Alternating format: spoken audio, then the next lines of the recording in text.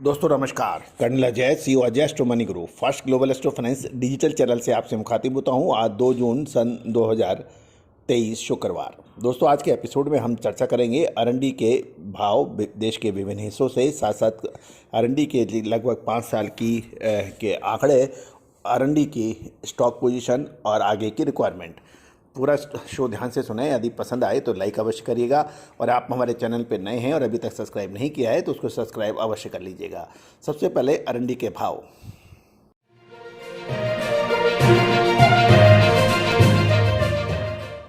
R&D के भाव कड़ी के अंदर 5250 से 5325, दीसा में 5350 से 5490, सिद्धपुर के अंदर 5250 से 5420 के भाव हैं।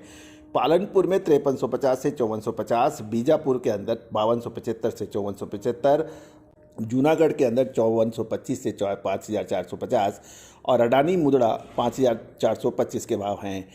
कुकरवाड़ा के अंदर 5300 से 5425 के भाव हैं और साबरकाठा के अंदर 5350 से 5520, बनासकाठा 5950 से 6025 और ऊझा 5325 से 5495 के भाव बताए जा रहे हैं।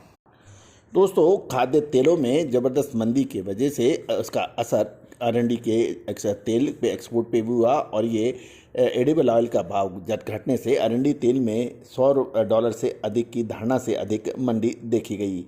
जहाँ तक हम इसके इंडियन कैस्टर सीड एक्सपोर्ट की बात करें 2019 से 2023 के बीच में, तो जनवरी से मई महीने के बीच में साल 2023 में 2,59,756 टन का कैस्टर सीड ऑयल एक्सपोर्ट हुआ, जबकि साल 2022 के अंदर 2,86,671 और साल 2021 में 3,12,345 है, और 2020 में 2,54,670 और 2019 में 2,39,149 टन आरएनडी तेल का निर्यात हुआ। तो साल 2022 की तुलना के अंदर साल 2023 के अंदर आरएनडी तेल का निर्यात कम है, साथ साथ 2021 की तुलना में भी कम है, लेकिन साल 2022 और 2019 और 2020 की तुलना में कैस्टर सीड ऑयल का एक्सपोर्ट अधिक है।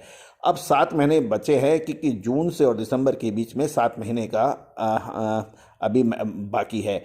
कुल मिला के यदि हम देखें तो यदि पिछले 5 सालों का यदि औसत देखें तो मई के मुकाबले जून, जुलाई, अगस्त, सितंबर, अक्टूबर, नवंबर के बीच में ये औसतन कैस्टर सीड का निर्यात घटता नज़र आता है।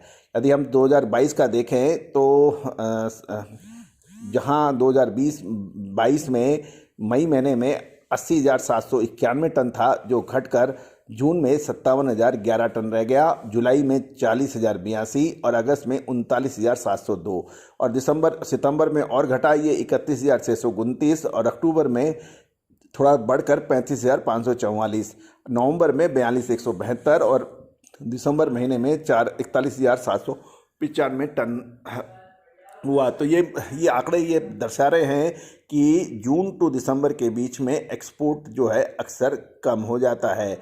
यही हाल यदि हम 2021, 20 और 19 में देखें तो तकरीबन सेम सा है।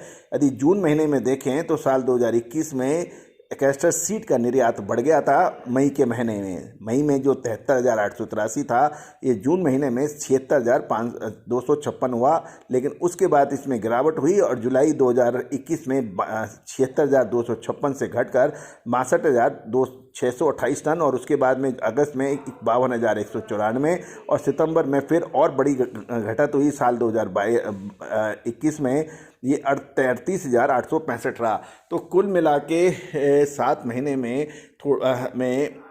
जो है कैस्टर सीड का एक्सपोर्ट, कैस्टर सीड ऑयल का एक्सपोर्ट कम रहा है। अब आरएनडी की फसल की बात करें तो मोटे तौर पे आरएनडी की फसल 18 लाख टन और 2 लाख टन कैरी फॉरवर्ड का अनुमान लगाया है, और मई महीने के अंत तक लगभग 9 से 9.5 लाख टन की अराइवल हो चुकी है। इसमें लगभग 2 से 2.5 लाख टन अब स्टॉकिस्टों के पास माल है। यदि हम आरएनडी के फंडामेंटल देखें तो अधिक गिरावट होने पर स्टॉकिस्ट माल नहीं बेचेंगे और फिर इसमें परेशानियां आ सकती हैं।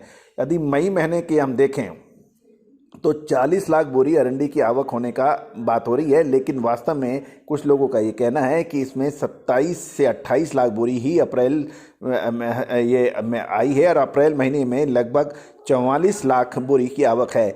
जनवरी से मार्च महीने में कुल 68 लाख बोरी की आवक हुई है और चालू वर्ष में मई महीने तक 1.40 करोड़ बोरी की आवक मानी जाइए। तो 40 लाख बोरी स्टॉकिस्टों के घर पर और किसानों के पास 70 लाख बोरी अरंडी का स्टॉक होने का अनुमान कुछ लोग लगा रहे हैं। इस तरह से सीजन में अगले 7 महीनों के लिए 1.10 करोड़ बोरी अरंडी का स्टॉक है और हर महीने लगभग 20 से 25 लाख बोरी अरंडी की आवश्यकता को देखते हुए ये अरंडी का स्टॉक की ज़रूरत होगी वो लगभग 1.50 करोड़ बोरी की होगी, जो कि कम है। और ये एक गणित बताया जा रहा है। ये भी महत्वपूर्ण रहेगा कि स्टॉकिस्टों ने अरंडी की खरीदी प्रति मन 1200 रुपये के ऊपर के भाव होने से ही भाव स्टॉकिस्ट माल बेचेंगे, अन्यथा वो रोक सकते हैं। तो ये गणित अब महत्वपूर्ण हो गई है कि आने वाले 2 से 3 महीने में अरंडी में क्या हो सकता है। उसकी विशेष रिपोर्ट के लिए आप संपर्क कर सकते हैं। All the very best, good luck, happy trading.